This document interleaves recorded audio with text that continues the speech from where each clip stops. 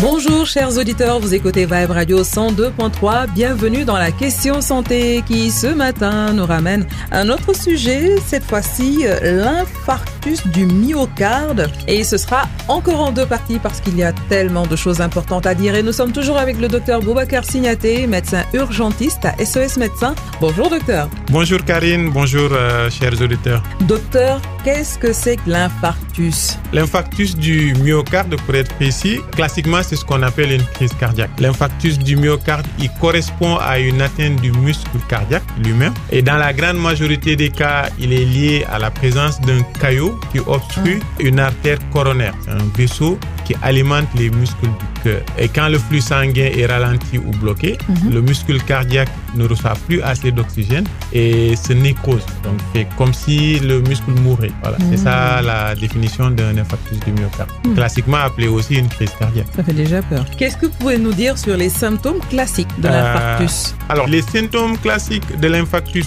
généralement, on a une sensation de pesanteur dans la poitrine, une pression comme si la poitrine était serrée dans un étau. Généralement, la personne se tient la poitrine à deux mains. Une douleur qui irradie, c'est-à-dire qui se déplace vers la nuque, vers la mâchoire, vers le bras gauche le plus souvent, mais ça peut être aussi le bras droit. Mais le plus souvent, la douleur se déplace dans le bras gauche. On peut aussi avoir des suées qui peuvent être importantes, des nausées, voire des vomissements. On peut avoir aussi le souffle court, des vertiges ou on peut s'évanouir. Ça, c'est les principaux symptômes quand on a un infarctus du myocarde. C'est les plus classiques. D'accord. Mais dans ce cas-là, on voit ces symptômes-là. Qu'est-ce qu'on doit faire, docteur? Alors, quelques conseils pratiques lorsqu'on voit ces symptômes-là. À signaler d'abord que chaque minute compte. Parce que chaque minute qui passe et qu'une partie du muscle cardiaque ne reçoit pas de sang, cette partie meurt. Ça va très très rapide. Donc, il faut aller très très vite car plus vite on débouche l'artère et plus vite le sang revient dans le muscle cardiaque et plus vite on récupère des dégâts.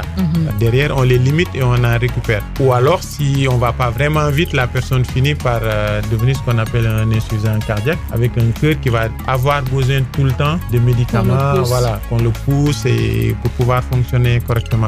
En cas d'infarctus du myocarde aussi, il y a une question qui est très importante, c'est la position latérale de sécurité qu'on utilise généralement pour mettre quelqu'un à l'aise lorsqu'il est en détresse. Mais dans ce cas-là, cette position-là, elle n'est pas adaptée. Il faut mettre plutôt la personne allongée, les jambes un peu surélevées, mais pas sur le côté. C'est l'un des rares cas où on ne met pas la personne en position latérale de sécurité parce qu'elle n'est pas adaptée. Position latérale de sécurité, je rappelle que c'est quand on met la personne sur le côté. C'est voilà, sur le côté, c'est généralement une personne qui n'est pas consciente mais qui respire. D'accord. Et il ne faut pas le faire dans le cas de l'infarctus. Ce ne sera pas adapté. D'accord. Voilà, parce qu'on va gêner le retour du sang au niveau du cœur. Très bien. Donc la position à adopter, c'est une position assise avec les jambes allongées.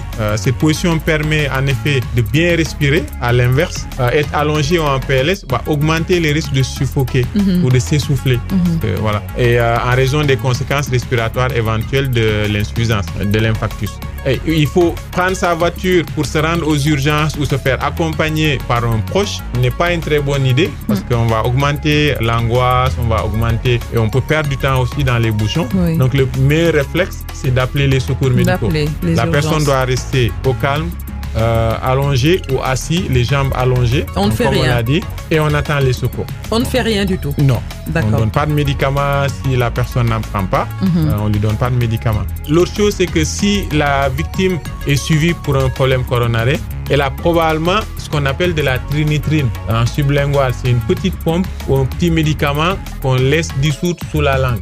Donc, si la personne, vous lui posez la question, est-ce qu'il est connu, est-ce qu'il a déjà fait un problème comme ça et est-ce qu'il a des médicaments avec lui? S'il en a, on lui met sous la langue. S'il n'en a pas, on ne lui donne pas de médicaments. Et donc, si vous êtes témoin d'un infarctus, le risque aussi de faire un arrêt cardiaque est très élevé. Donc, il ne faut pas laisser la personne tout seul pour aller soit appeler ou faire autre chose.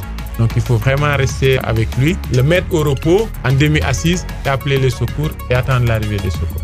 Très bien enregistré, docteur. Merci beaucoup. Nous traitions l'infarctus du myocarde. On reviendra très bientôt, docteur, pour la deuxième partie. Cette fois-ci, ce sera chez la femme. Merci à tous d'avoir suivi. Vous écoutez Vibe Radio 102.3. La question santé revient très bientôt avec un autre sujet, toujours avec docteur Boubacar Signaté, médecin urgentiste à SOS Médecins.